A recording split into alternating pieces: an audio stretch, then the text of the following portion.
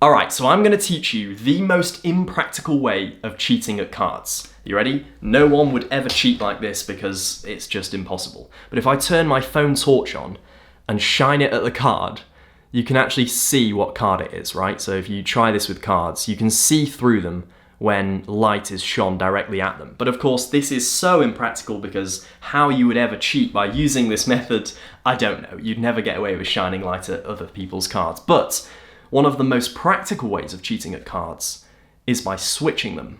So, did you notice when I switched the 2 of spades? Because it's now the ace of diamonds.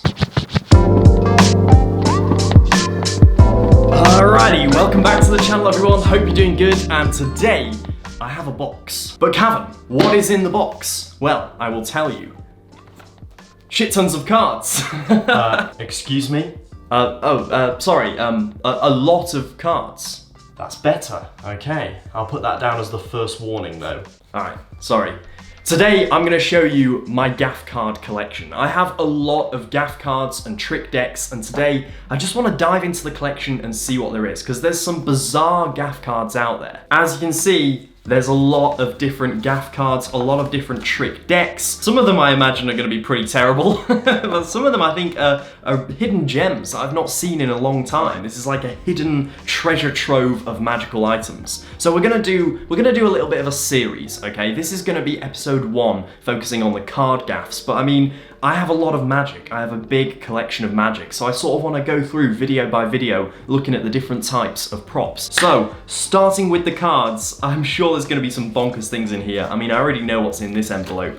This is a trick that I've performed on Omegle before in a past video. So it's some cards that look blue and blank, and you sort of frame it as an observation test, and you say, what was the bottom card? When they say it was blue on the back and blank on the face, you say, no, actually it was a jack. Then when you ask about the rest of the cards, you can reveal that they were actually a full royal flush poker hand. And then when finally you ask about the back of the cards and they say they were blue, you can say, actually, they were red. And this is a fully self-contained trick, something really, really good. If you're interested in what it is Eric Casey's poker test. This right here, I think, is one of the first ever aperture gimmicks. I mean, I've not opened this box, apart from to add a few things in once I was done with them. So this must be a few years old, and it is aperture. So it is my moving hole punch trick.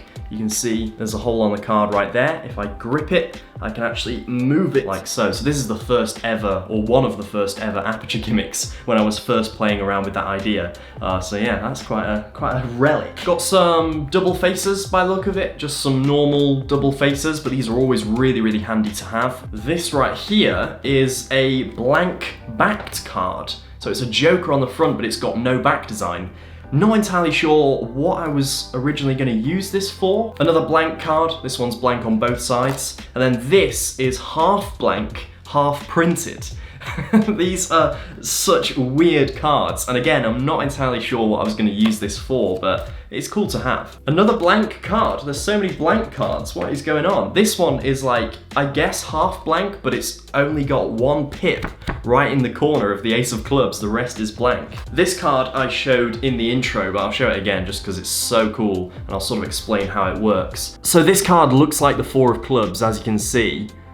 You can shine it and it looks like the 4 of clubs, but then when you turn it around, it's actually the 10 of diamonds. And this is so clever, it's just built into the card that when you shine it, it looks like a different card. There are so many possibilities with this, whether you use it as a sort of prediction that goes wrong, so you reveal the 10 of diamonds, but their card was the 4 of clubs, then they shine their phone and the 4 of clubs is inside the 10 of diamonds, or whether you use it as a colour change, a sort of simple colour change of shining it and then turning it around and it's different. Actually got a whole pack of them right here. These cards all do the same sort of thing. Hanrahan, by the way, if you don't know, make fantastic gaff cards, so definitely worth checking out if you're interested in this sort of thing. But this is a gaff card that I have made. You might recognise this trick if you're subscribed to the second channel. I did a magic battle over there with my friend Chase, and this was one of my tricks, where a card goes right through the centre of another one, and then you can pull them apart, like so. I made it specifically for the magic battle. It is a really, really simple concept where essentially you just have these two magnets are pinching two half cards together so that from a distance it looks like a normal solid card, but it's actually two cards that are just being magnetized together, like so. Not really something that I would perform in person or perform too much. It is just a simple gimmick I put together for that video, but quite a nice little idea, I guess. Maybe there's something in this that you want to use yourself. So that is the weird gimmick that doesn't have a name. This next one is a bit of a strange one. It is a card bite gimmick, just a really, really simple, cheap magic prop. But still, it does its job. Again, another strange one. This is probably a trick I was coming up with, and for some reason I put this together. This is a magnetic strip on a card, makes it really, really heavy. So yeah, I have no idea what the trick was, but clearly I wanted to make this for some reason, so who knows what that was for, I've completely forgotten. This right here is a mispipped card, so it's got the two of clubs in the corner of the ace of diamonds, and then the reverse of it, so now it's the ace of diamonds in the corner of the two of clubs. These must have been from some sort of gaff deck. I do not remember what this was for, but these are like spider webs and spiders and things. There must have been some trick in this that I definitely wouldn't perform. I really, really can't stand gimmicks like this actually, because what are these? What, to a spectator, what are these other than just trick cards? Like, how do you explain why you have spiderwebs printed on a card? It makes no sense to me, so that is something that I would definitely not perform with. And the same sort of deal for this. If you wanted to have blank cards and write these things and draw these things on, go for it. I think that's much better. That's 10 times better than the gimmicks themselves. At least then there's some sort of handmade element to it. This card right here is, I can't turn it over, but it's an impression device. So essentially you could have someone put a sticky note on this card, write something, and take the sticky note away. And just by looking at the back of the card, you can tell what was written on the sticky notes, because this card is specially gimmicked in some way that I can't show you. I wish I could, but it's not my trick to give away. Don't want mainstream mic on my case with that one. This one is a card that's designed to look like the front of a card box. This is a cube card. I've got a few of these actually. These are quite interesting. These are cards that look like Rubik's cubes. Obviously, I didn't need to say that. You can clearly see with your own eyes that they look like Rubik's cubes. This is another one from my Amigo Magic video I must have thrown in after I did it. So I tore a piece off the card and fused it right there.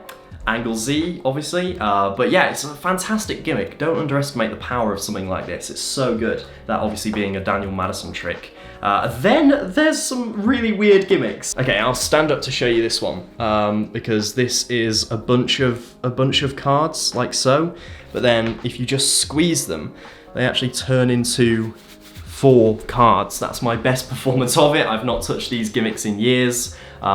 But yeah, kind of a neat sort of spread into 4 cards trick, which I don't think I'd perform, but you could do on social media. It looks quite good. Now onto some trick decks. This is one I've shown before, but I'll show again briefly. It's essentially a hand-drawn tarot deck. It feels like you've just taken out a Sharpie and made a bunch of images on the cards, which is exactly what you have done, because this is just something I've drawn myself. Over on Patreon, I teach in my Mentalist Essentials lecture how to use things like this, and all about sort of improv magic and stuff. And if you are interested in things like this, I have a whole book called The Honest Psychic. It's been selling quite well since the start of this year. It's £20 for a digital download, and it teaches all about improvisational magic and propless magic, which is something I'm really fascinated in. And sort of over the series of these videos looking at gaffs and props and things like that, I sort of want to focus on the question, are props helping us or hindering us? You know, because quite often magicians rely on their props, so it's good to have a small little repertoire of tricks that don't require props. You can do magic with whatever. I love that idea, I love the principle, and it's something that is a sort of lifelong mission of mine to be able to perform no matter what. Moving on, this next trick deck is not really a trick deck, but it's something that some people might recognize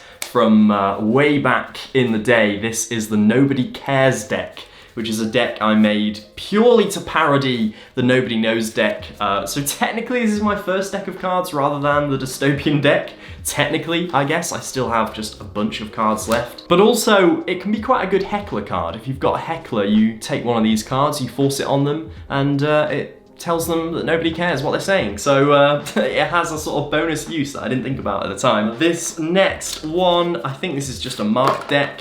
Yeah, it's a marked deck that's ever so slightly ruined on the corner, which is a bit of a shame, but it is a marked deck, so any card that's selected, I know that this is the 2 of diamonds, I know that this is the Queen of clubs just by looking. It's not the clearest marking system actually, it did just take me a little bit longer than I'd like. This right here is an invisible deck, so what we'll do is we'll have a random card selected here. Let's say the 7 of hearts, okay. The 7 of hearts is randomly selected, and then you come to your prediction trick like so.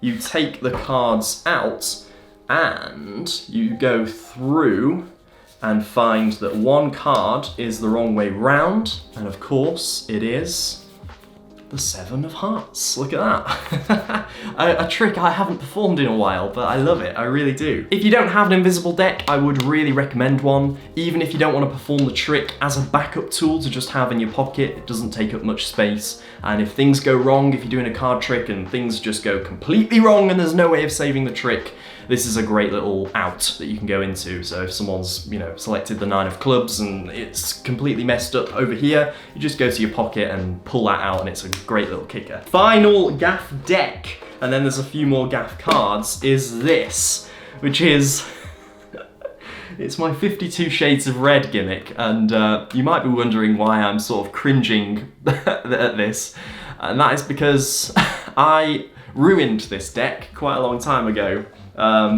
for an idea that I had. I'll just show you.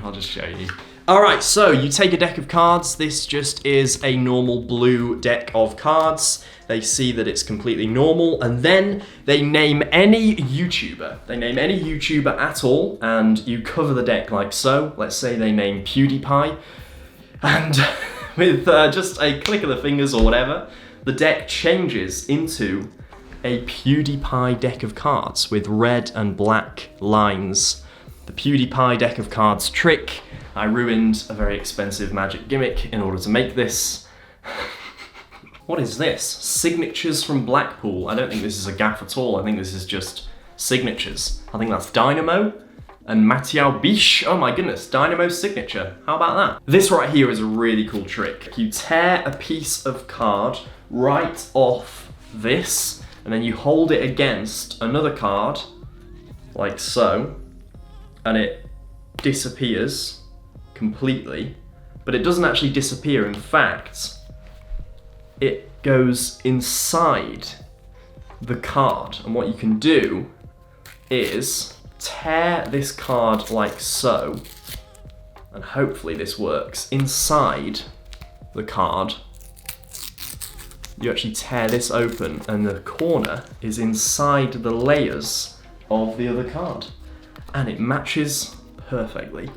I love that trick. So that right there is my gaff card collection, all of the different gaff cards, or at least a selection of the different gaff cards that I own. Really interesting to see some of them actually. I haven't seen some in a long time, and there's some forgotten gems, there's some hidden tricks that I've uncovered. It's always worth checking your magic cupboard, checking the deepest, darkest recesses of your magic collection, because you never know what you'll find. And today I've found a couple of tricks that I will definitely be bringing back and dusting off and maybe performing again. This video was part 1 of looking through my magic collection. I'm gonna make this into a bit of a series, looking at the different tricks and gaffs and gimmicks that I have. Yeah, lots of stuff to be uncovered in future episodes. If you don't wanna miss any of that, make sure to subscribe. If you are new to the channel and you've made it to this point in the video, then do consider subscribing. If you like anything magic related, I teach it, I react to it, I talk about it, I show it, I perform it, all that sort of stuff. So anything magic related, do click the subscribe button if you're interested. Also, make sure to click the thumbs up button down below on your way out of this video. That really helps me out for some reason, not entirely sure why, but apparently it does. And if you are a long-term viewer of the channel, make sure to check out my Patreon. It is my membership for magicians. It is just $5, and recently I added item 52 to the membership, so that is 52 exclusive video tutorials available nowhere else, plus my 230-page magic book. All of that, plus everything I add in the future for $5 a month. I want it to be the best value membership in Magic, so Hopefully it is, and yeah, feel free to check that out. There is also the King tier coming soon, which is the $30 tier. Some people are already members, so thank you for joining. But there's going to be a playing card subscription service on there, which is essentially a monthly package of mystery decks. So if that sounds interesting, then stay tuned for the Patreon, because I'm currently in the process of setting that up. Okay, I think that is everything. Thank you very much for watching, and I will see you very soon.